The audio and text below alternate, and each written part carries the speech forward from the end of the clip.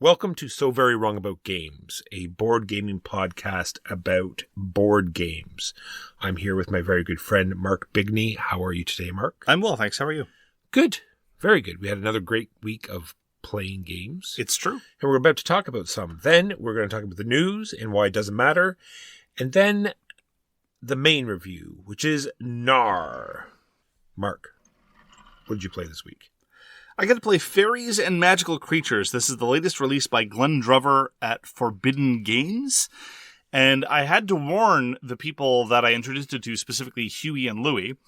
Huey and Louie, and both of the Louies actually, have been exposed primarily to what I would call the editorial cut of the Glenn Drover catalog. Because I've played with them Age of Discovery, we played with them Mosaic, and we played Raccoon Tycoon. And they haven't seen, some of the other ones. And as somebody, you who has played Galactic Rebellion, you know that Glenn Drover, although a designer of several excellent games, has also designed some games that are not excellent games. I fear Faeries and Magical Creatures might be in the latter category. Now, the art is very cool. It reminds me a little bit of John Howe, but in a slightly more pastoral approach. The card design is by Annie Stegg, and it's got these lovely little boglins and tiny little...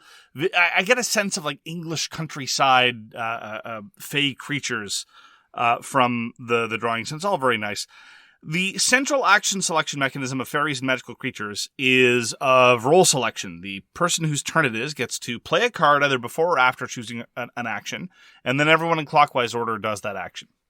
The problem is, there isn't really a context in which I've been able to discover leveraging that to any great advantage. Like, being able to play a card is great because they have a variety of effects, and there's kind of sort of a deck building mechanism in that one of the actions you can do is to get a new card into your discard pile, and you reshuffle when you need to, etc., etc. And one of the actions you can do is to draw up to your hand size. So that whole idea of card flow is actually kind of cool, but the actions themselves are, generally speaking, roughly as profitable to anyone at any given time. And so I don't think the action selection has any real teeth. Consequently, everyone's benefiting more or less the same from a lot of these actions. So it doesn't have like that Carnegie disconnect where some people use up some resources and Precisely. therefore can't benefit. Precisely. You can't look around the table and say, oh, no one's going to be able to really capitalize on this, or this individual's at the wrong point in their supply cycle, or what have you, in order to do that. Now, there are a couple of corner cases, like if somebody doesn't have any cards left in their hand, you could select a play a card action, but frankly, it is not the case that you're apt to play through your entire hand of 5 cards before somebody takes the refresh action, so... it was all right. I mean, there's some tiling, and on your own private board, and you build a little garden with a path and some garden tiles next to it. There's some area majority. But again, everybody's adding to these at roughly the same pace. And so, consequently, there's not a whole lot of texture to any of the actions going. It feels like unsatisfying point salad, even though there's not a whole lot of different ways to score, simply because, okay, well, I'll take a tile. That gives me, I get first pick of the tiles. This is a 5-point tile. Oh, the next person down the line, they have to take a 4-point tile. And that was the benefit I had from selecting an action. Oh my, they must have felt really bad. I know.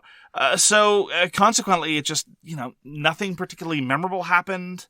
And I was left with an overall sense of disappointment. Now, there are some people in our local group that want to try it again. For example, Huey is keen to try it again precisely by virtue of his past experiences with some of the better Glenn Drover designs.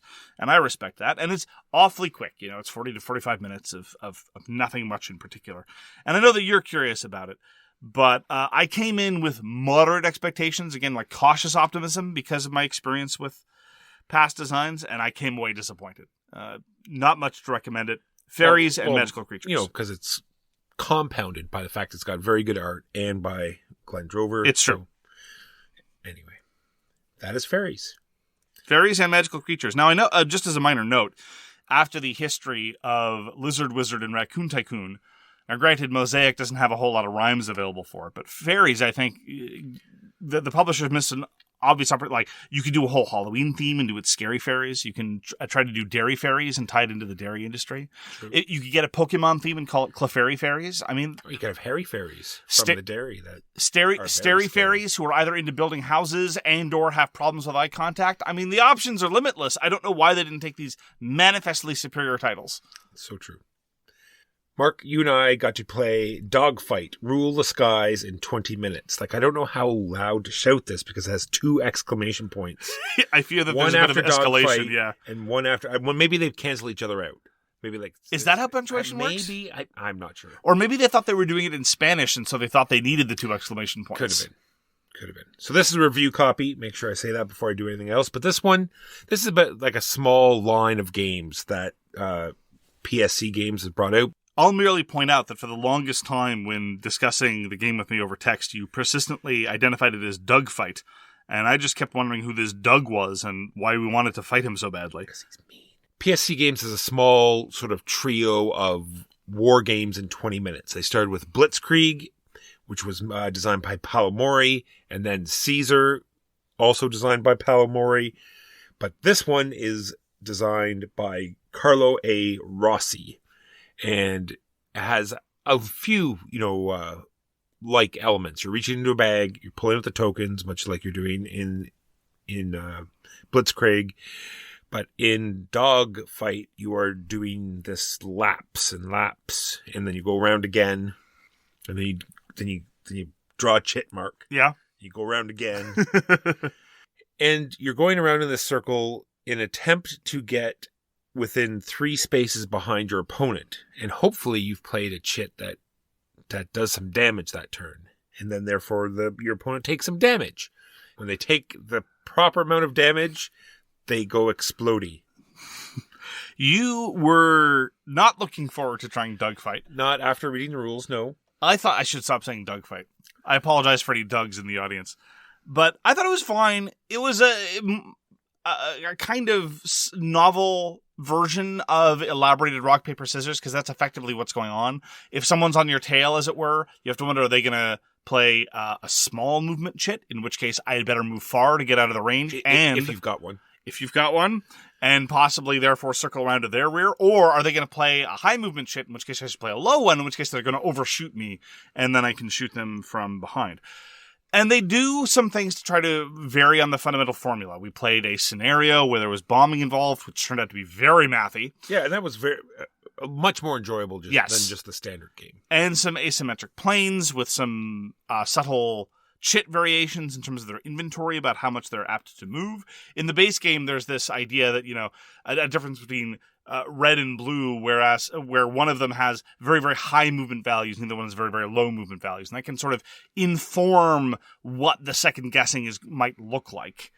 And I had to say that all told, it was inoffensive. Unfortunately, none of these designs have come even close to the genius that was Blitzkrieg World War II in 20 minutes, which was also a review copy we got from PSC Games back when it was published. But that's probably to be expected because it is a 2-player distillation of Dogs of War, also by Paolo Mori, which is a very, very excellent worker placement game. And, I didn't feel a whole lot of tension. I mean, there were bits of surprise where it's like, yay, I guessed right. I got to shoot you for a while. The bombing scenario and the asymmetry are interesting variations of the formula. I'd be willing to try another scenario or 2, try the other planes. Yeah, it's quite a few planes. There's like 8 different planes with different, like you said, variety and a little bit of, like my plane, if I shot like the big gun, then it jammed and I had to go a whole turn without shooting. Interesting things like that. I don't know how good it is at modeling or evoking in any way the element of aerial combat. I don't know anything about aerial combat during pretty much any period other than Macross. But there's yet to be a good Dogfight game about Macross. Sets up super quick, plays super quick. So, Dogfight. Rule the skies in 20 minutes. It might be hard to find on Board Game Geek if you try to look it up, because there might be 1 or 2 games called Dogfight. How many games called Dogfight? 4. Oh. Played a game called Ceylon. This was designed by Chris Zinsli and Suzanne Zinsli, published by Ludonova about 5 years ago. And Ceylon is actually an example of an action selection game with role selection and action following, where there's actually some teeth to it. The way that it works is you have a hand of 3 cards. You have a top action and a bottom action on the card. You get to play the card in either orientation. You do one of the actions, and then everyone else following you clockwise does the bottom action. And coming hot off the heels of Faeries and Magical Creatures, I was very delighted to see that my choices were very much informed by a notion about what my opponents would be able to capitalize on. So I'd have to find a combination of the trade-off between the action that I would like to do and finding an action that I didn't think that my opponents would be able to do too much damage with. This is used to power a relatively straightforward moving around the map, planting plants to make tea, and then harvesting the tea, and then a very pleasingly ancillary recipe selection element on the back end of after harvesting the tea. And I say pleasingly because, honestly, there's far too many recipe fulfillment, order fulfillment games on the market, and I'm a little bit tired of it. And also because there was only 3 orders available at any given time, and given that there's 3 different kinds of tea, it was frequently the case that 3 orders would come up on the display and none of us were in any position to satisfy any of them. It was very strange. Mostly your points are going to come from area majority at the end of the game. Whoever has the most plantations, the most planted fields, will get the most points. And, there's of course a track. You have to have a track to go up. Overall, I found it relatively pleasing. It was a fine, light to middleweight Euro game. I would have probably preferred it had it jettisoned the order fulfillment entirely, and the action selection was surprisingly pleasing, despite the fact that the fundamental engine was relatively simple. And I wonder why there are so many games about tea. At any rate, as I say, I like the action selection, but in Ceylon there were, some of the stuff didn't feel as tightly coordinated as everything else. I'd be willing to play again. It was all right. It was a perfectly fine experience. And that's Ceylon by Chris Zinsli and Suzanne Zinsli, published by Ludonova. My Kickstarter copy of Almost Innocent came in. This is done by Philippe Attali and published by Kolossal Games. And you and I got to play it. It's sort of a mixture of, so those who've played Incognito or Clue, it is that sort of game. But what it does is takes away all the fiddly movement, awful mechanisms of those 2 games. Unfortunately, it adds in the mechanism of not passing cards, and instead you give verbal confirmation of clues, and therefore, if someone makes a mistake, the game will break. So it's break hard, and so what you're doing, you have like a victim, a place, and a weapon, much like Clue. And there's a grid in front of everyone. And then you're asking questions. How many of my clues are in this column or row? Or is my actual victim in this row? And so forth. And it's a cooperative game. We're all trying to figure out our cards because everyone's player to the left has their set of cards. And so you sort of ask them the question and then they tell you. So there's a little weird sort of who am I asking and who's telling me my information. Sometimes there's like a confusion there. There's a confusion. Sometimes. It was a lot of confusion. Pretty much every round. It's one of those simple things that led to profound confusion. Pretty much every round, somebody made the mistake of forgetting, okay, who's got the answer for me and who am I asking what now? It's because so many games go in clockwise order. Yes. More on that in a future game coming up. And so yes, it is my jam. I really enjoy Incognito. This game, the artwork is fantastic. It's by the same artist as Hidden Leaders, namely Satoshi Matsuura. So it looks fantastic. It has a whole sort of built-in campaign system, or you can just pick whatever mission you want to do. It's got a scenario book. It has a scenario book. Let us not slur it and sully it with calling it a campaign. It's a scenario book. Scenario book. Yeah. Mark, your thoughts on Almost Innocent? I did not enjoy it. I got solid prepping for the LSAT vibes. I never got a sense about what was a good question to ask. And I was just mostly wrestling with 2 things. The strange round structure of looking to my right, then passing to the left.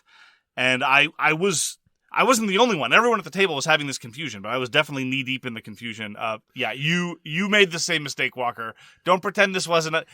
I was correcting the mistakes. Says, no, you're supposed to be asking him. No, she has your answers. You made the same mistake that we all did at least twice over the course of the game. Don't pretend you were better than that. How dare you, sir? And consequently, I wasn't paying attention to information that other people were gleaning. I'm sure there's room for some truly sophisticated deduction and questions and so forth. Maybe you're not obliged to do that in the first scenario. Maybe it's only in later scenarios where that's a necessity. But mostly I felt lost. For much of the game, I didn't know what I was doing and why, and not in a pleasant way. I felt that I was struggling more with internalizing the logic of both the flow of the game and the solution, rather than actually playing it. And consequently, I did not enjoy the experience much. Now, that having been said, deduction games aren't really my jam, so keep that in mind.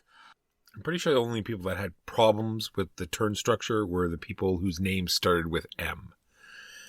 And that's 75% of the table. No, and as you said... that was 100% of the table. Oh, you're right. Your name's not Walker. That's the alias we gave you, so the feds wouldn't find you. That's right. Yeah, no. And also, as you say, there was given that it's really hard to internalize the round order. That makes it so that you're grappling with things and you get distracted. And so I was not at all surprised that our game broke. We're 99% sure that you were given a false clue, and consequently, the game was. I mean, we don't really care so much, especially about cooperative games, even competitive games, about bringing the game to a proper conclusion, finding the actual winner, whatever. But as it is, the game had to be scrapped. We got to the end, but we weren't certain if we had played correctly or internalized everything. Correct. I'm glad you enjoyed it, though. You and everyone else at the table really seemed to dig it. Agreed. That is almost innocent. On the topic of taking games too seriously, sat down and tried the new Barrage map, the Nile Affair expansion. This is by Tommaso, Battista, and Simone Luciani, they being the designers of Barrage, and published by Cranio Creations, still the people who publish all the Barrage stuff. So here's the thing about the Nile map. It introduces a new sub-mechanism called irrigation, whereby if you build dams in certain locations, you can use water from those dams to purchase certain kinds of tiles. These tiles do two things. Number one, they give you one-shots. And number two, at the end of every round, there is an area majority scoring for whoever is the wettest. The moistest player gets a point bonus. But it uses the water. No. Oh. They get a little drier as a consequence of winning. A little bit. Well, the irrigation uses the water, but it doesn't use the water by virtue of them being hailed as the wettest of players. And then the driest of players suffers a penalty. That part was great. It was another axis of competition. So we have to worry about generating power. There's the point benefits for that, of course, and of satisfying contracts. But additionally, there's this additional pressure of using your scarce water for irrigation purposes. That part was fine. The part that I really didn't like, though, was the effect that the tiles themselves, as bonuses, had on the fundamental game of Barrage. And indeed, when we were setting up the game, there was a bit of discussion between two groups of people. The anti-League Water people and the pro-League Water people. The League Water expansion was the first major expansion to Barrage. And despite the fact that the game was designed with everything all in and the League Water expansion was hived off purely for commercial reasons, it was the strong preference of two of the people there, namely Dr. Handsome and myself, to play without the League Water expansion, because it renders the game more tight, more focused, and it means that both building spots and worker spots are more hotly contested.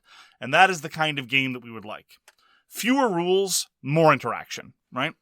There are some other people who seemed... This is uncharitable, but I think it's actually accurate, to seem to believe that if you could have more things, why wouldn't you have more things? And that is a perspective that I used to have in the infancy of my hobbyist days, but I got cured of that pretty darn quick. So there was a bit of discussion about whether or not we were doing the League Water expansion. The player who was pro-League Water seemed to regard us as infant babies who couldn't wrap our heads around an extra rule set or something. That was thoroughly disabused when Dr. Hansen proceeded to clean his clock. But anyway, setting that aside. The other... So... What in the game? No, I'm in the parking lot afterwards. Oh, sorry. Yeah. So there are two things that these tiles do. Number one, you can cash them in for one-time special bonuses. Sometimes it's simple, like generate a few points of power, don't use this to satisfy a contract. But sometimes it's something like generate power, as in convert a whole generate power action, or build a thing, or what have you. And this introduced into Barrage combo-tastic combos. And I don't think that the game was better as a consequence. Again, it introduced a kind of the feel that the League Water expansion and the other Euros tend to have. Namely, things got looser, there were more ways to get to where you wanted to go that did not involve engaging with the other players or the core mechanisms of Barrage. If you're of the opinion that more is more, always more, then yeah, it'll be fine. Play the League Water expansion with the Nile. Now you have a billion different ways to do the fundamental actions of the game, and you'll probably like it a great deal. The other effect that the combo-tastic nature did was that sometimes turns just kind of sprawled, again, in a way that they don't tend to do in Barrage.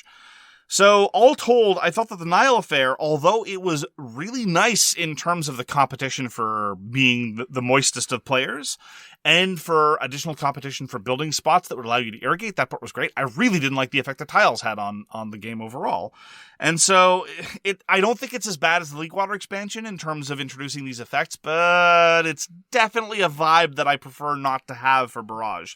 Consequently, I have unpledged for the Barrage expansions on Kickstarter. It is now the case that everything that they have brought to Barrage, other than just additional XOs, which you can just mix and match with the base game, every effect that they have introduced has not been to my preference, and has diluted, no pun intended, the fundamental experience of Barrage and why I like it.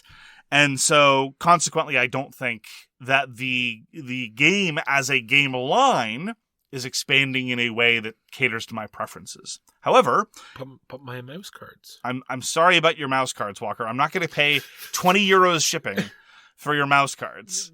It's just the nature of the beast. Crowdfunding is an expensive affair, and in all likelihood, I've got tons of Barrage stuff. And as I say, the base game is still the way that I want to play. So that's Barrage, the Nile Affair expansion. I would play the Nile again. After all, it was my first exposure to it. And I'd even play the Nile with League Water. And indeed, sometimes when I play with certain tryhards, they insist on it.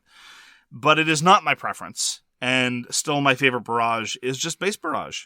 And there are many tryhards in the world that would assert that that is because I'm a simple-minded peon that just cannot understand things. I don't think, however, that is the proper explanation. So, that was our experience with Barrage. We got Jenga Maker back to the table. This is designed by Hasbro, published by Hasbro, illustrated by Hasbro. Uncredited seems very talented. I looked up their resume.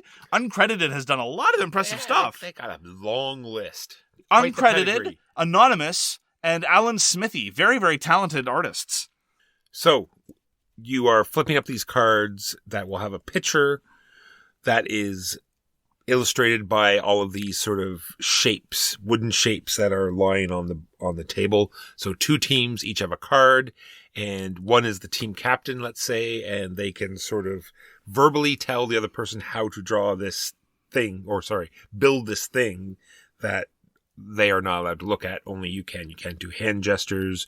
You can only use your voice. So it's a lot of spin, turn, rotate, arc over with a semi-twist. And you're trying to grab the pink one. No, not that. No. Anyway, so this is the awesomeness that is Jenga Maker, much like UgTech or these other silly sort of building games. But I love it. It's very inoffensive. Our shapes weren't so spectacular this time, but there was still some of them were very weak. Some of them were good. Just so. So Jenga Maker, still a hit. I love Jenga Maker so much. It is very player count inflexible. It's pretty much just for 4 or maybe 6 players if you're willing to have 2 builders at a time. But it's... Yeah, I wonder, is it 6? Like 2 people are trying to build the same thing at the same time? Yeah, one person is shouting and then 2 people are using their greasy little hands. That could be interesting. It could be some definite chaos, absolutely. Massive, massive fan of Jenga Maker. I've been thinking about this a lot lately, actually, and I said this in passing, a couple weeks ago, I think. But I'm very much of the opinion now that it encapsulates a lot of my theory as to how games ideally should be played. Certainly for my preferences, and I might even, upon further consideration, want to generalize it as a sort of axiom that I think more gamers should internalize. And that is that light games should be treated seriously, and heavy games should be treated lightly. Because light games where you refuse to engage with the rules at all, it's like, oh, it doesn't matter, nothing really matters. I think you're insulting the thing. And light games can provide tremendous enjoyment, and they exist, given that there's less structure, you have to take what structure there is seriously. Heavy games, on the other hand, mentioning no Barrage sessions that I've had in particular, can either be a breezy 90 to 120 minute experience with some good people and some good mechanisms, or a 3 to 4 hour slogfest, hypothetically. So Jenga Maker was great. Additionally, I got to play Dungeons & Dragons Dungeon Scrawlers, Heroes of Waterdeep. And Dungeon Scrawlers is exactly my preferred brand of stupid. And honestly, this was the most success I've had introducing anyone to Dungeon Scrawlers. It was great. We were competing hardcore for the coins because there's more player interaction in Heroes of Waterdeep because there's a scarce quantity of coins and there's an area majority contest for whoever has the most coins. People were really digging the mini dungeons. But again, I want to stress, Heroes of Waterdeep is a considerable step up in terms of both complexity and length from Heroes of Undermountain. Which is not to say that it's particularly complicated, right? But it's the difference between, say, a 90-second scrawl and maybe like a 3.5-minute scrawl. That's what I'm talking about in terms of an individual map. And yes, scoring can be a little bit more complicated as a result. But so long as people are reasonably numerate, and not everyone is in the mood to be numerate at all times, I fully acknowledge that. But so long as everyone is reasonably numerate, scoring shouldn't be a problem. And this time, I was very gratified because every time I introduce, I'm like, are people going to have difficulty getting... Nope, no problems whatsoever. And I had a massively, massively good time with Dungeon Scrawlers, as I always do. This was one of those occasions where I thought I had packed it, because in a longer game day situation as we had over the weekend, it is great for people of all ages. It is great for people of all different kinds of hobbyist backgrounds. And it is great given that you can play just one scrawl at a time, in which case the game will only take about 5 minutes. I was very chagrined when I arrived at the venue and discovered that I had not brought it. But when I saw that somebody else had brought a copy, it warmed the cockles of my gaming heart. So, Dungeons & Dragons, Dungeon Scrawlers, Heroes of Waterdeep, I mean this sincerely, it has among my highest possible recommendation of games published in the past few years. This is designed by Vangelis Bagiartakis and Konstantinos Karagiannis, published by WizKids. I am hoping that there's going to be lots more scrolling going forward, because just the range of effects that they've had between the base set and now this additional set, I'm very curious to see where they're going to take the system, on top of the fact that I'm just happy to do the real-time competitive connect the dots.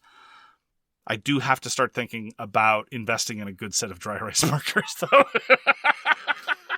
It's the new theme for every episode. It's true. It's an issue. The discussion of the dry erase marker. It's a non-trivial thing. It's true. I got to play a game called 3 Ring Circus. This is designed by Fabio Lupiano and Romero Corzonadoni. This is another Deviate game, so it's going to be awesome, because they only produce awesome games. Is that how it works? Yes. Red Cathedral, Toku, multiple others.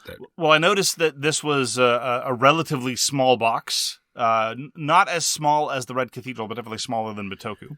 Yeah, and it's got that same feel. It's got that same mid-weight Euro that's got some teeth. So what you're doing is you are putting on shows in northeastern United States.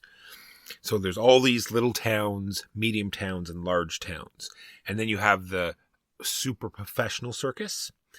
They're represented by this train car that does a counterclockwise, like this is what I was talking about before. It does a counterclockwise loop of the whole board. So it's this like spaghetti-like, road system that's going across the whole board.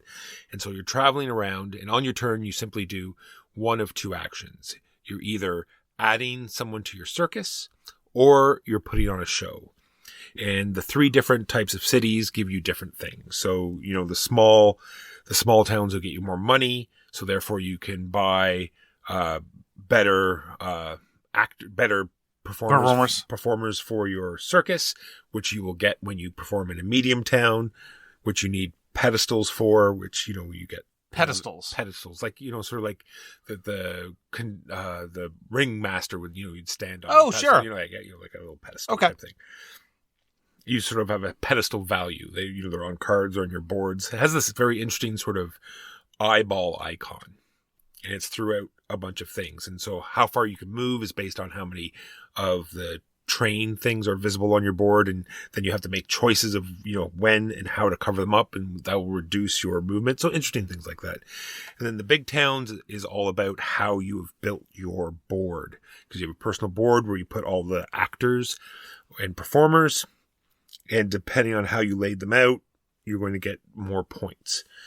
The big cities need a particular type of performer, or else you just cannot perform there. And then the weird scoring that people were having trouble with is that there is like sort of a ringleader card that starts with the last player. And then when the giant circus, every time the giant circus gets to a major city, it triggers scoring. So the person that has that ringmaster token will flip it over. And now the giant circus won't move again until the end of that player's turn. So if it's their turn, like the giant circus moves every time someone chooses performing, as opposed to adding a performer. And so if it happens on that player's turn, then it'll score right away. If it doesn't, the big circus doesn't move until it comes back to that player and they finish their turn, and then it's scoring. So it's this area majority, because the map is broken up into different sections. And every time you put on a show, you put a little big top tent. So the board looks fantastic. Really enjoyed it. Lots of different ways to score. Even as you're building your board, not only are you building it to do better performances, there's also endgame scoring combos that you can sort of set up on your board. There are endgame scoring cards that you're going to get when you fill up complete columns. Looking forward to showing it to you.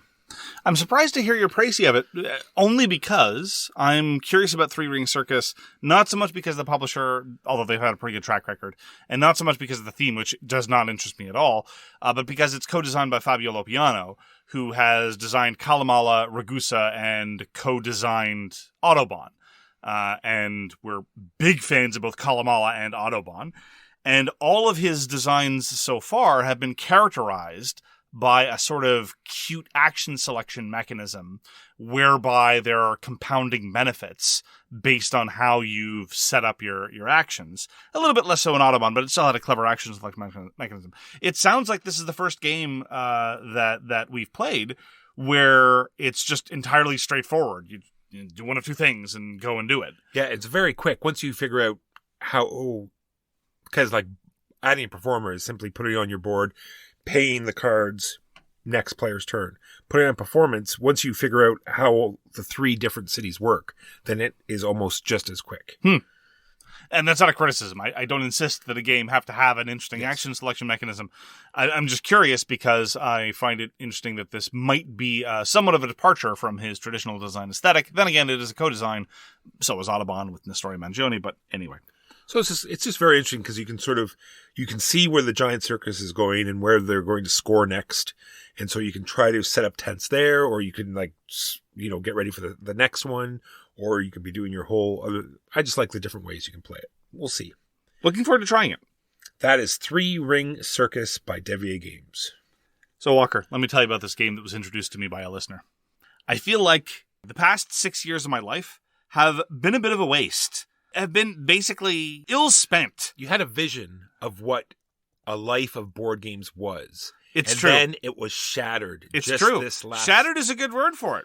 Let me tell you about this. Real-time, dice rolling, dexterity, and shouting. Is this called the Game of Mark? It's the game for Mark. Now, what kind of Hyperborean mega designer with BDE, big design energy, could design such a thing? Well, it is Antoine Bozat, of course. So the fact that it was designed by Antoine Bozat makes me even more upset that I've missed it thus far. I present to you, Walker, Paku Paku, a game about an overeager panda. Here's how it works. Oh my goodness, Paku Paku. Now, I knew that I had to go get a copy. There were a very small number of available on online Canadian board game outlets. I was made sure to reserve my copy before talking about it. I don't think we can move a whole lot of copies, but we might be able to move enough so that I don't get any, and that would be bad. So, the way that it works is you roll your dice as fast as possible. There are a certain number of dice, and they're just going around the table at an uneven rate because you pass dice off to the left every time you get one of the results. There are a whole bunch of blanks, effectively, during this period, but one of the results says you have to stack something into the middle. Stack what? These beautiful, tiny, twee little plastic dishes, bowls, and cups. And so you have to stop, and while you're doing this, dice may be accumulating in front of you, which is bad because there are two ways the round can end, and you do not want to be the one to end the round. One of them is if you have 4 dice in front of you, which can either happen as a result of just sheer bad luck, whatever, or because there's a logjam because you're spending too long trying to stack these things. In which case, someone has to point at you and shout, "Paku, stop." Or, "Paku, Paku, Paku, stop. Case depending. I mean, sometimes you get a little too enthusiastic, it's fine. Or, naturally, you cause the stack of dishes to collapse. At which point, you roll all the dice in front of you. The things that were previously blanks have numbers on them. They give you penalty points. Game continues. Paku effing Paku, Walker. Sounds amazing. I was completely unprepared to Paku Paku. And now, I cannot wait to Paku Paku again. Oh my goodness. I cannot stress how much fun real-time dice rolling is for me. If you've never played a real-time dice rolling game, give it a try. It may be your jam. I'm not a huge fan of dice per se. Like, there's some people who just adore the physicality of dice and rolling. I'm not that person. But real-time dice rolling is a kind of a joy. It's like a dexterity game unto itself. And these little plastic cups, plates, and bowls are delightful, and they are impossible to stack super well. And it's just, you have this time pressure of stacking as quickly as you can. And so everyone you can around you is rolling for you. And, Yeah. And your dice are Yeah. starting to stack up. Yeah. It's great. It sounds amazing. Paku Paku by Antoine Bozat, published by Ravensburger in 2017. Thank you, dear listener. Thank you. Thank you, dear listener, for introducing me to Paku Paku. Paku, mother effing Paku, Walker. So, Mark, onto a game that we didn't enjoy so much. This is a game called Emerge. This is designed by Adam DeYoung and put out by Pandasaurus Games, which is kind of sad because we've enjoyed lots of games by Pandasaurus Games. I was getting from the visuals and the meeples strong Gods Love Dinosaurs flashbacks. Yes. By Casper Lapp. I regret having given Gods Love Dinosaurs to a patron. I guess that's the balm. That's the balm to my soul that it went to a patron's house. But so what I read the rules to Emerge before I decided to bring it home. And it sounded interesting because what you're doing is you're rolling a bunch of dice and you're assigning them to your own personal board in order to... You say assign. You're sorting them. It's purely predetermined. True. It's 1, 2, 3, 4, 5, 6, and you sort them into these actions, and then you, in turn order, perform the actions that you happen to fill. The hook that I thought would be interesting is that every turn you can add tiles to your board. So now 1s and 2s will do the action that you really want to do that round. And then you add some more tiles. And now 1, 2 will do this action, and 3, 4 will do this other action. And you can add tiles at the beginning of every turn, or you can totally resort the tiles. And the tiles are the same actions that you already have on your board, but they have a special ability, which you can also flip over and trigger every turn. In fairness, that part, managing your board to try to adapt to the changing circumstances, was kind of neat because what you're doing with your actions is very straightforward, but they need to happen in certain stages. So, very simply, you want to add a crab to your island because every meeple on an island is worth points. You want to add a crab. Well, you can't add a seal until you've added a crab. Okay, so you put the crab out, you put the seal out. Oh, I'm sorry, did I skip one? It's crab, then crab, turtle. then turtle, then seal, right? Correct. So at the start of the game, you're like, seals? I don't need any seals. Forget that. Crabs are where it's at, or whatever. And so you cover up the seal action. And then suddenly around 4 or 5 rolls around, and you're like, crabs? What? When did I ever need crabs? And so that part I thought was neat. Managing the flow of your dynamic scoring necessities, that part was enjoyable. But then there's just the tedium of going through the actions. And the way the game is designed, I can see why you need to, because there's a lot of timing considerations with goal cards and scoring opportunities, where I think this game would completely shine if people just did all of their actions at once. and you just, the whole game was just managing your board. It's like, I place the dice. Right. Okay, now everyone just lump on the pieces you got. Now go again. And the game would take half as long, and there might have been something there. But instead, there are these gold cards that you'll pick up every time you start an island, or you can buy them, and they do stuff. And there's also cards that you have to get, as gold cards, first to X. Yes, first to X. So, and there's not what player interaction there is pretty arbitrary and accidental. Like, for example, the gold cards that we had, one of them was have a perfect island, which is to say all the animals, all the trees. But at a certain point in the game, the only way in Emerge to have a bird on your island is to steal it from somebody else. And so, you've got the dice to give you a bird, and you have those dice because you rolled them randomly, and there's not much you can do about that. And so you're like, okay, who do I steal a bird from? It's like, oh, all right. Oh, well, that cost somebody 5 points. And I don't know if all gold cards will result in those shenanigans, but I have to say that the ratio of managing my board to try to adapt to my needs for the coming round, as compared to the volume of randomness introduced by how the dice happened to shake out, I felt it was far too heavily weighted towards the latter as opposed to the former. I did not feel like I was in control. I did not feel like I was playing with other players. I felt like I was just managing my own flow of dice. And I would have preferred more doubling down on this, customizing your board element, possibly with more reroll opportunities. If you're going to have that much, learn from Paku Paku. If you're going to have... No, I mean this entirely seriously. If you're going to have dice drive your game, whether it's going to be driving the action selection mechanism in the case of Emerge, or driving resources in the case of Catan or what have you, let there be more abilities to roll the dice, to modify the dice, to influence the dice. In Paku Paku, yeah, it's a lot dice driven. You don't like the results of your roll? Well, you're going to be rolling again in half a second. In Emerge, on the other hand, you get this, 5 dice, you chuck them all. It's like, oh, well, I need 3 dice to put out a turtle. I've got 2. I need 2 dice to put out a crab. I've got 1. All right. And even with the reroll abilities, there's not a whole lot ability to manipulate it. I didn't seem to find it as painful as you did.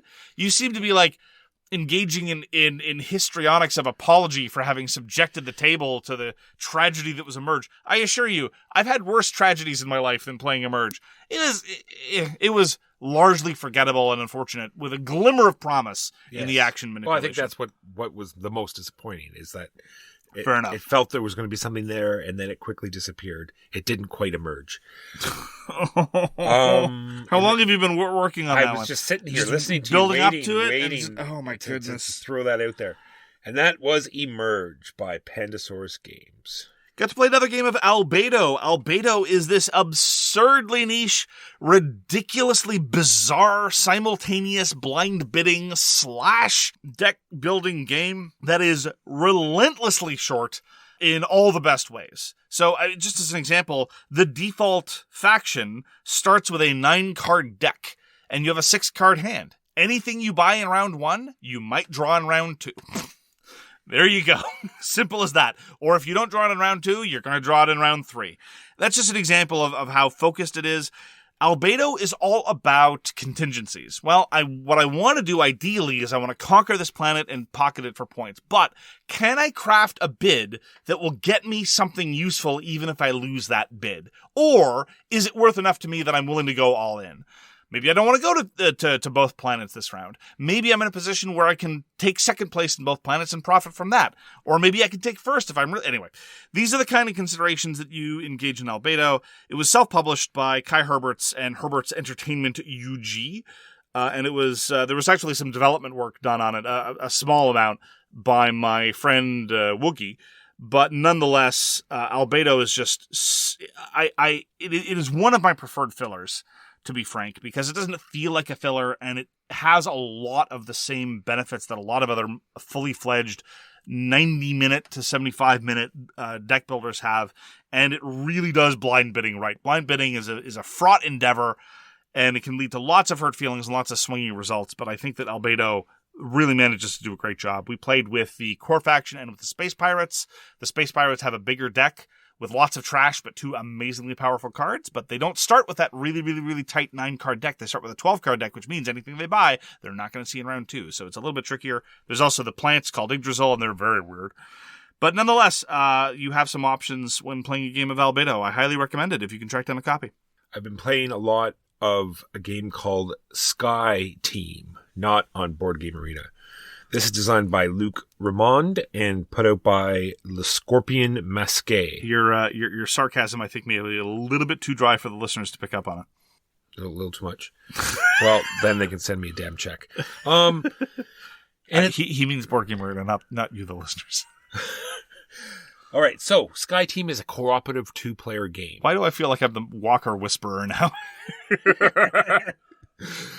And it just has this feeling that I enjoy. It's like a old tablet app that I always loved, where you had a top-down view of an airport and these planes would fly in, and with your finger you would trace sort of like the path that planes would take to land. But planes kept coming in, and you couldn't let them collide with each other, so you're making all these crazy spaghetti-like routes. But anyway, I digress. Sky Team, you are discussing what you need to do. Then you roll your 4 dice, and then you're not allowed to talk anymore at all. You have a pilot, and you have a co-pilot, and you have 7 turns to keep the plane level, to drop the landing gear, to ready the brakes, to decrease your speed to a certain amount, to make sure you deke out all the other planes, because there's a bunch of other planes that are flying around, imagine. And at the end of the 7th turn, you have to be at the right level with the brakes on and the flaps up, and any of these things not right, you lose. And so it's all this hoping that the other player has the right dice, sort of putting the dice out in an order that you think makes sense. Like, it's like, okay, well, I'll put this like 4 out here, because there's 2 spots that must be filled each time. One is the engines, one is the tilt of the plane, and as soon as the other player puts the dice in, you immediately see the effect. So, very interesting game. I pre-ordered it a while ago and will not be canceling that, because it has been a great ride so far. And that is Sky Team. I have been very, very keen to try Sky Team ever since Charlie Teal raved about it after this year's Gen Con. I am very, very keen to give it a shot. I just don't know if it's going to be completely random, right? Because you're just rolling dice. There is an action you can take that gives you a coffee token that lets you modify a die up or down. Like, anyone's allowed to use it once you generate the token. But just the not talking and just sort of hoping, I guess there's just that little bit of tension, art, and then, damage control in the next turn. But I just don't know if it's going to be completely random. I guess there's a whole bunch of different airports, and and each airport gets harder and harder. I haven't looked at any of them yet, but apparently there was like mountains you have to go around and stuff. So even though in the first mission, I hear you can't go through them. No, bad piloting. Yes, in the first mission we're playing now, you just try to keep the plane level.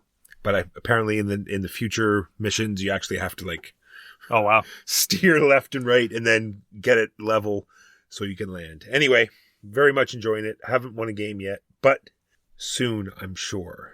It doesn't sound at all similar to this mobile game called Space Team. Have you ever played Space Team? I have not. A wonderful, wonderful co-op mobile game. I highly recommend it. It also involves shouting. I'm a big fan of shouting. There's no shouting in Sky Team. I know. Maybe after. No, I meant I've talked about other games. Maybe after you play the last die, there might be some shouting. Just some brief shouting, followed by 6 in engines, really? Followed by silence. Followed by silence. That's the sound of acceptance, Walker. That's the sound of forgiveness. Indeed. Played Battle Cards Series 1. So this is up on Kickstarter right now. This is a print and play series of micro solo war games designed by Nils Johansson and David Thompson. David Thompson, of course, being the designer of all those great solo war games. So this is being put up by Postmark Games, and one of the things that really attracted me to this project, and one of the reasons why I backed it, is because in the universe of print and play, there's things like what Postmark Games is doing now, where literally what you do, let me explain to you the manufacturing process. Lay it down for me. Okay. You have a PDF, all right? You print it out, Gotcha, I'm there. And then you play the game. No, you lost me on that last step. Okay, sorry. I realize it's confusing. Okay. I mean, similarly, Button Shy Games, you print out a couple sheets of paper, and you cut out 9 cards from each sheet. And that I'm willing to do on occasion. But honestly, by the standards set by Postmark Games, that seems like hard labor in comparison. Anyway, there are planned to be 5 total scenarios in Battle Card Series 1, and I got to play 2 of them, specifically the Malayan Campaign and Moro River. Both are review copies sent to us by the designer. So I started with Malayan Campaign, and I played it a number of times. I was left pretty unsatisfied by the Malayan Campaign because it feels like a solvable puzzle where part of the solution is don't roll 1. It's delaying engagement, whereas the British Commonwealth forces, you're basically retreating from Malaysia as the Japanese are pursuing during World War II. And I don't know anything about the Pacific Theater of Operations, so I don't really have any historical background in that part of the Second World War. Not that I know a whole heck of a lot about any period of history necessarily.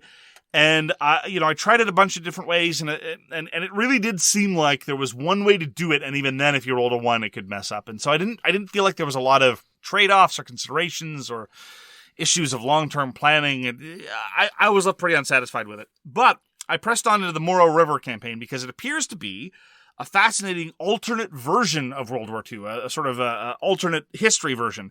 Because in this one, it claims, and I know this can't be true because I've been playing lots of World War II war games over the course of my hobbyist career, it claims that Canadians were involved in World War II, which just can't be true. I don't even think that's impossible. I have played many historical war games designed mostly by Americans, and I can tell you that there were precisely 2 antagonist belligerents involved in World War II, the Americans and the Germans, and that is it. I don't think America let Canada exist till after World War II anyway. Yeah, we only got their permission in 1952. Exactly. It was a whole thing. Anyway, Moro River is, by comparison, using very, very similar mechanisms, but vastly more interesting than the Malayan campaign, and I'm very, very glad that I went on to Moro River. Now, keep in mind, the time commitment involved, each session is going to last you about 5 to 10 minutes. And despite that incredibly tight time frame, I felt that there were genuine trade-offs in the Moro River scenario. When to pursue, when to hold back, when to reinforce, how to reinforce, where to distribute your forces. Because you're under considerable time pressure, and you have to pursue Germans as they're retreating.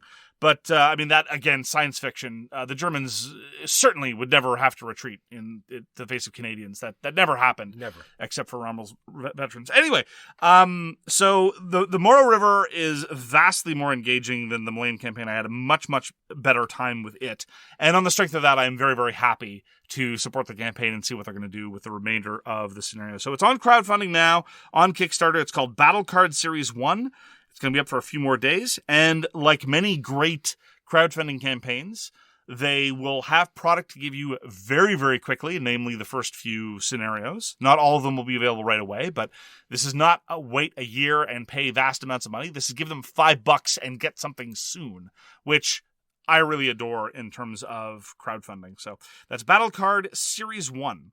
And finally for us, I got to play the 3rd edition of a game I've been playing ever since it was published, and that is Wabash Cannonball, designed by John Bohr. The 3rd edition is by Rio Grande Games.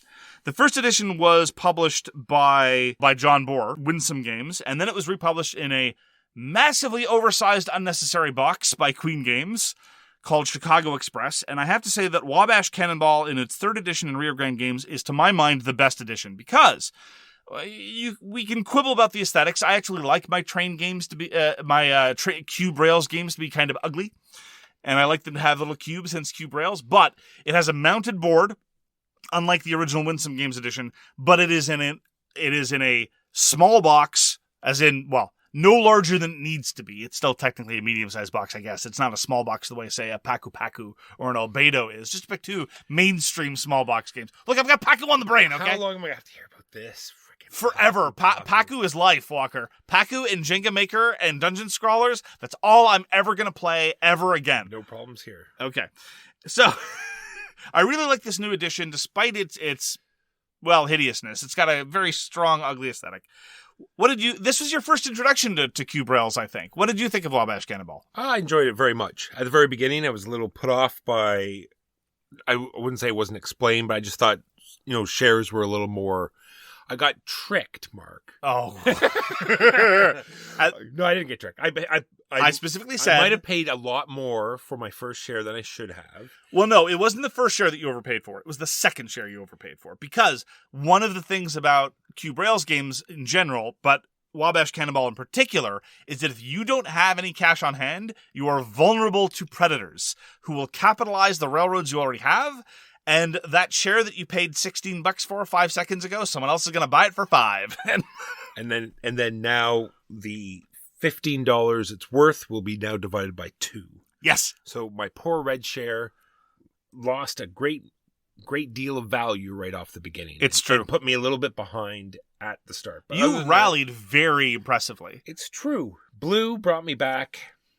Blue all the way. And it is like you said right from the beginning that this is a cutthroat backstabbing game, and it is very much so.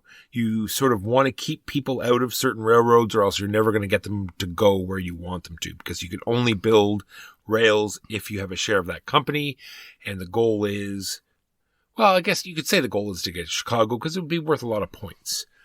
Well, it depends. I mean, the circumstances under which a railroad can get to Chicago depend a lot on the psychology and the motivations of the people there. So, by the end of the game, the situation was Huey had a controlling interest in green, and I had a very, very small minority share. You had a very, very strong position in blue, and I had a very, very small minority share. Meanwhile, yellow was equally owned between Huey and myself. And so I didn't have a majority interest in anything.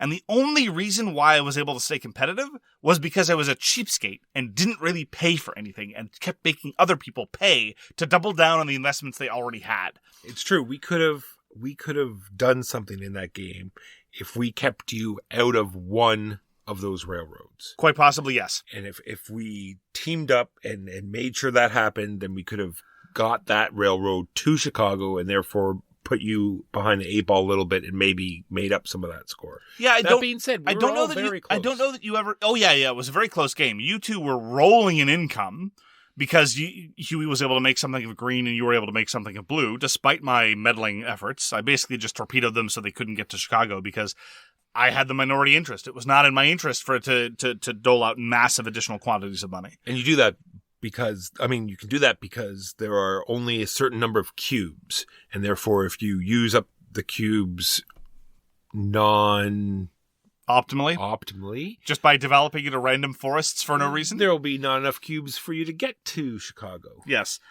I really like Wabash Cannonball.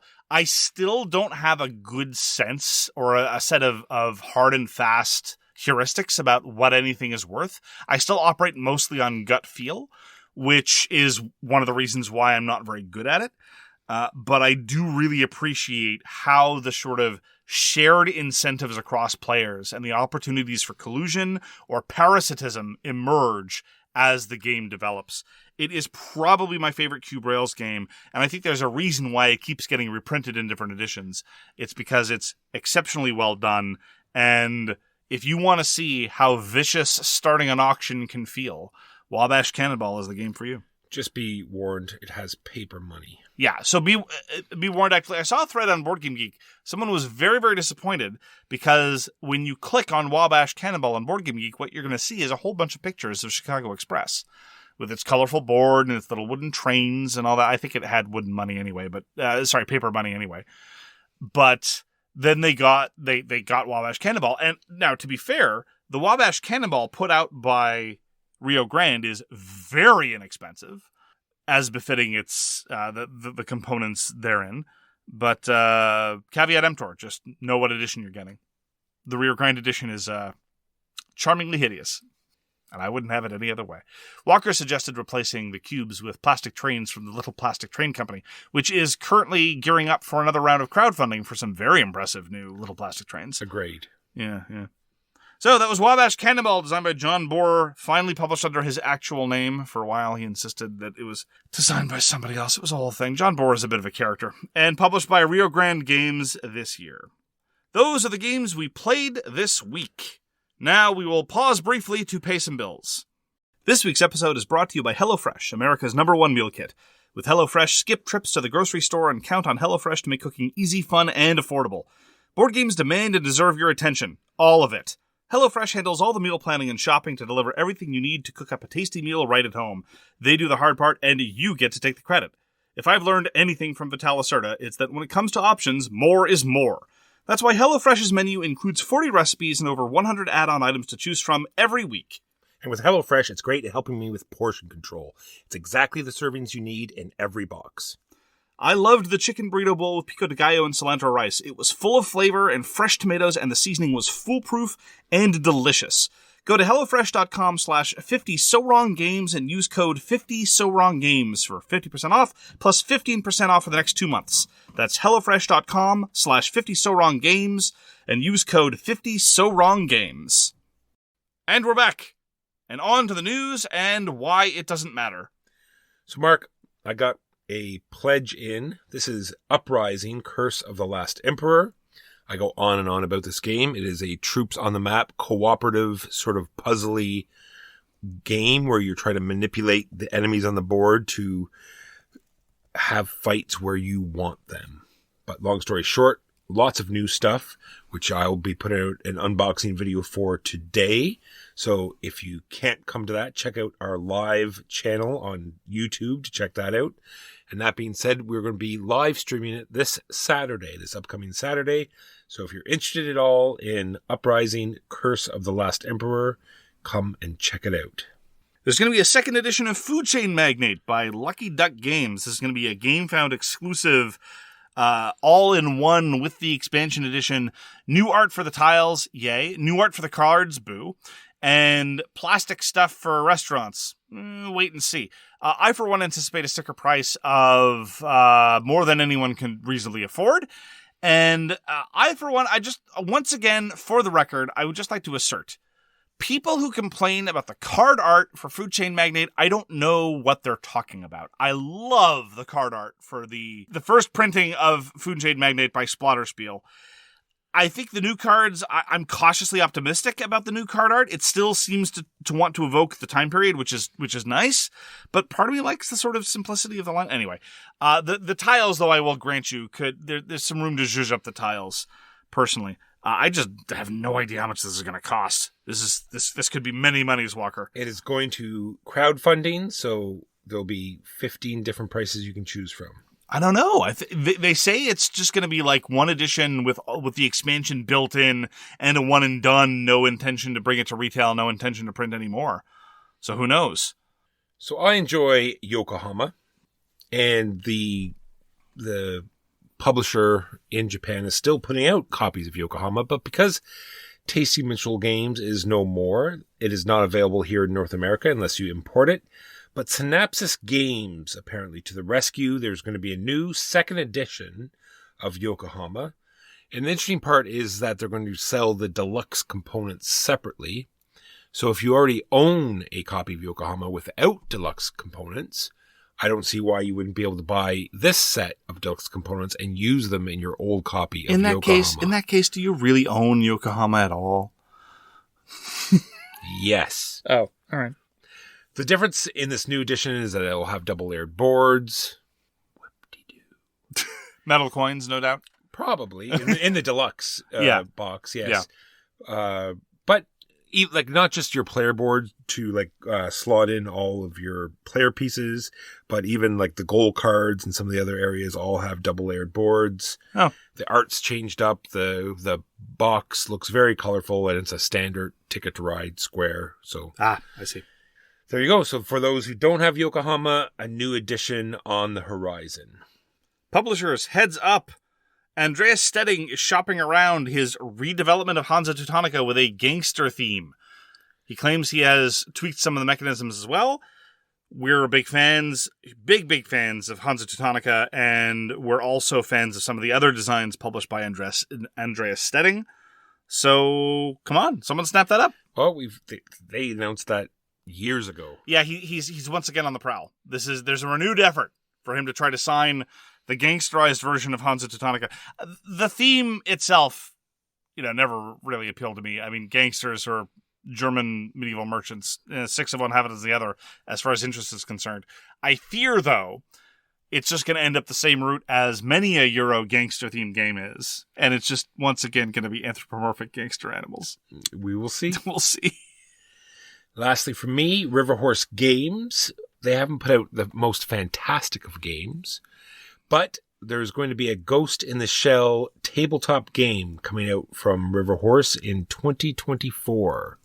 So we can hope that it is cool. You a big fan of Ghost in the Shell, Walker? I am a big fan of Ghost in the Shell. The original Shirao manga, or just the movie? All of it. Okay, well, there you go.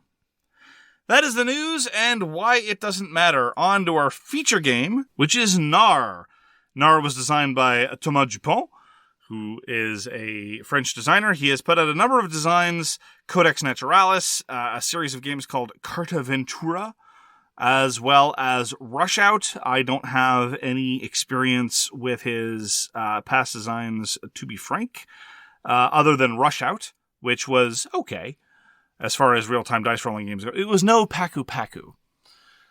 Lord. Walker, why don't you give us an unhelpful summary about what one does in Knarr? Knarr, by the way, for those of you who are curious, is spelled Knarr if you're trying to look for it, and unable to find Narr. It is Knarr. The K is silent. So in Knarr, you're bobbing up and down a little bit because you're in a ship. And it's a little shorter than a warship. It is used to haul cargo. It might have a hull. Thank you, Wikipedia. I mean, it might have a deck. It might not have a deck. Okay. That is what a Knarr is. All right. On your turn, you're going to decide if you're going to do a trade action. This will run one part of your engine that you have built. You can do this before or after your main action. For that, you have two options, explore or recruit. Explore adds a part to the engine that we just spoke about. Recruit adds and runs the second engine that you can build. So most of the time, I think, the majority of your actions are going to be recruit. You play a card, it gets added to all the cards that you've played thus far of that color that are in front of you, and each of them then triggers again. Turn 1, you play a card that gives you a point. Turn 2, you play a card of the same suit that gives you a recruit. So you get a recruit and a point. You play another card of that suit. You get a recruit, a point, and whatever the third card is, etc. And so obviously there's this compound benefit of focusing on a given suit. There are two things, however, that fight you. And this is where Knarr immediately starts introducing these trade-offs that characterize what I think a short, intense game ought to have. One of them is you don't have a great deal of control over what card you draw. Ideally, after you play a red card, you'd probably much of the time want to draw another red card. Well, maybe you can do that, maybe you can't, because the color of card you play determines what kind of card you get to draw for free. You have to pay to draw something else. The other problem is you don't have a lot of time. You can sit in your corner and play out your 7th yellow card and marvel at all the things you're getting for that 7th yellow card you put out. But the game's going to end next turn and you haven't done anything with it. But maybe that 7th yellow card, maybe it's all points. So you're getting like 1, then 2, then 3, then 4, then 5, then 7, and then 8 points every time you play a yellow card. There aren't enough cards of that denomination that give points for that to be plausible. Because the way you get those other points, those other cards that add to the engine that Walker spoke about, and some of them you buy to add to your engine, those are the cheap ones. And then there are the ones who primarily you buy because they just give you a whack of points, usually somewhere between 4 and 8. The way you purchase those cards is by burning Vikings from your tableau. Figuratively. Dismantling the other engine, yes. Precisely. Deconstructing that thing that gives you these compound benefits. And deciding and knowing when to do that is the key tension of Knarr, because you want everything, you don't have a whole lot of time to do it, and it's going to be over before you know it. It is one of those great filler games where there's enough meat to it that people overestimate how long the game is going to take. It is a sprint to 40 points. And so there are people who think, there is infrastructure to be had, therefore I should clearly build it. Well, sometimes you've got time to do that. Often you don't. Yeah, because a lot of very good Euro games have this interesting decision of while you're building your engine, and then when to convert that engine into just like start to pump out points over and over again. In Knarr, it's much different than that. It's like sort of this back and forth. It's an ebb and flow. Yeah. It's like, okay, well, I can toast those cards, make this part better, and then get back to building my tableau back up again. Yeah. Great. And it's worth emphasizing that the card art for Knarr is really quite compelling.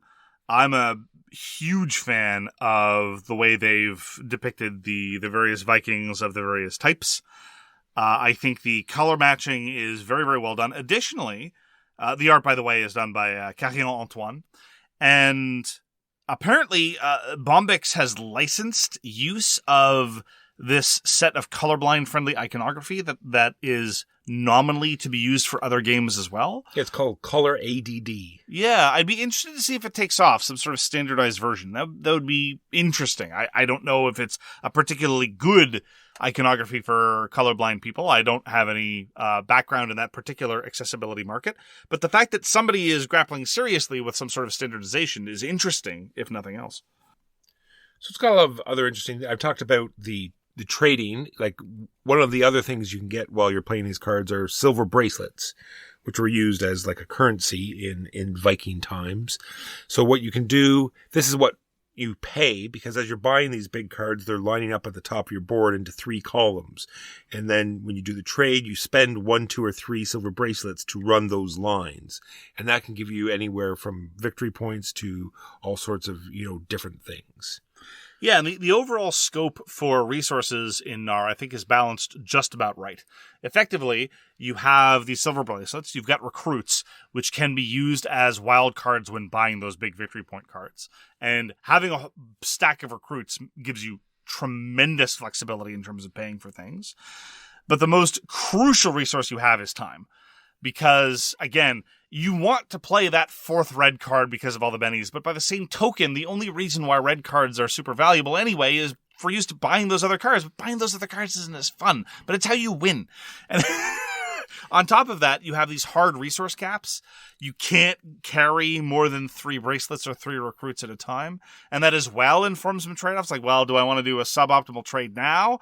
Or do I want to wait for later when I can do a big, massive trade? And you can only do one a turn. So Yeah. I had one game that actually mattered. It's like, okay, well, I'll do a single bracelet trade now, and then it will get me 2, and then at the beginning of my next turn. Anyway. And then there's one thing we haven't talked about at all is reputation, which is another thing that sometimes can be very beneficial, or it can lead you to going up a trail that, that wastes your time. Well, it all depends on timing, like everything else. Reputation is a track. It's the only track that exists in Knarr. And if you reach certain thresholds, you will earn income at the top of every turn in terms of points. Now, my chief criticism of the reputation system is that it is bordering on fiddly for a game of this speed. And it's frequently forgotten, having to remember to get 1 or 2 points. By the time you get to 3 or 5, you'll remember at the top of each of your turns. But a number of times, we're like, did I get my points at the top of the turn? I can't remember. But it's a lot about timing. How fast can you get to those thresholds in the reputation track? If you can hit that reputation track early, you're going to get lots of dividends. If you think the game's about to end, or at least if you're not aware that the game's about to end, you think you've got tons of time and you just get some reputation points for nothing, it can be a waste. But that's true of almost anything you can do with Knarr. If you do the wrong thing at the wrong time, it is not going to be profitable. So it very much fits with the rest of the overall economy in that sense. So not only are the cards very colorful and great art, but the whole production is fantastic. It comes with these deck sleeves that fit into the box nicely, and so it makes setup that much faster. And no plastic wrap anywhere on the inside of the game. Correct. You are just pulling out these 2 decks, you just make the 2 displays, deal out some cards, and you're ready to go. I was kind of upset though, Mark. I looked at their online rulebook, and it had silk screening on all the pieces, like the victory point tokens and the rep tokens. And then I looked at the actual printed rule book, and they weren't there yet. So that idea was apparently scrapped. I'm sorry, Walker. I know. It would have made it look so much more pretty. And it also comes with what I thought at first was useless and silly. It came with a little token for every player, and you simply mix them up and draw one for the first player. And I said, well, what was the point of that? But like you quickly pointed out, it has a very interesting sort of end game trigger. It's much like sort of 51st State. As soon as someone hits 40 points, that triggers the end of the game. And then you do equal turns, and then whoever has the most points wins, and these tokens will remind you who the first player was. And I'm finding it, the more I play Knarr, which I'm always happy to do, I'm finding it more and more important to pace myself appropriately. The past couple of games that I've played where I've lost, often very badly, have been games where I ended a turn with 39 points, which indicates that I bought a card at the wrong time, I bought when I should have played, or I played when I should have bought. I should have had a better sense, even when I was sitting around 20, 25 points or whatnot. How am I going to get over the line? Because if you end at 39, that's a bad place to be, especially if you're the start player. Oof, you're probably not getting another turn. Yeah, and all our games have been very close, which I like. There's not really, it's really too short to have a runaway player, but... Yes. My chief complaint, actually, based on how tight the scoring tends to be, is that I'm finding a non-trivial number of games to be determined by what high-value point cards hit the table near the end. Because a high-value point card might cost something like 3 green and 2 red cards.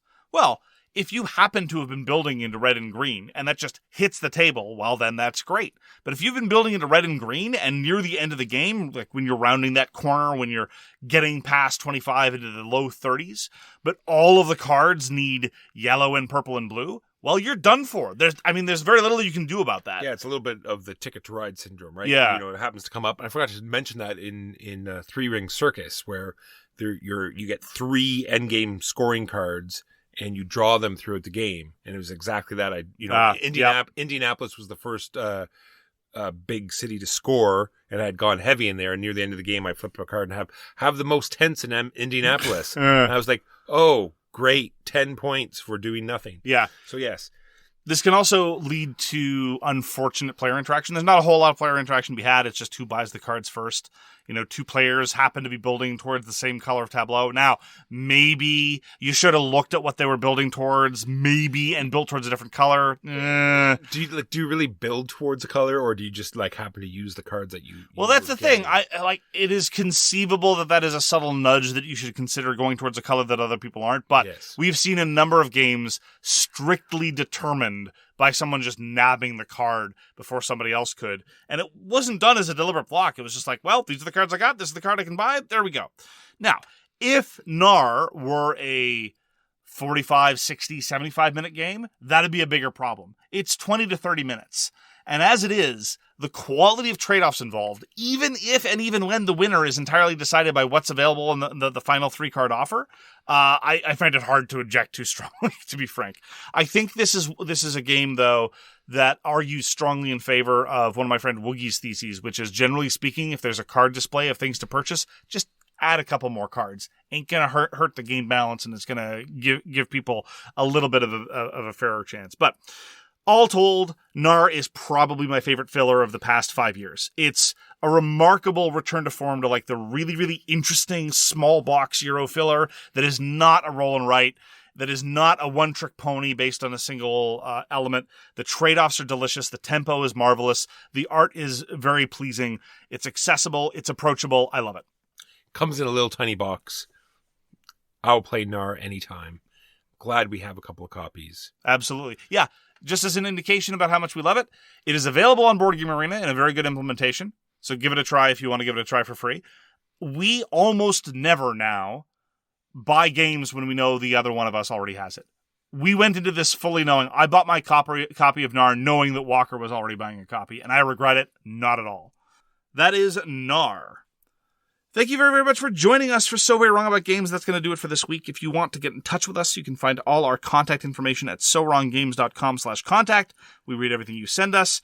We thank you very, very much for having decided to spend time with us, and we look forward to seeing you again soon. Please take care.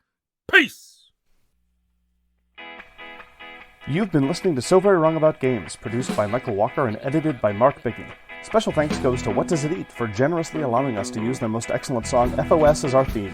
You can find them at whatdoesiteat.com. You can reach us by email at soverywrongaboutgames@gmail.com or on Twitter at SoWrongGames. Thanks very much, see you next time, and always, try to be right, but remember you are so very wrong.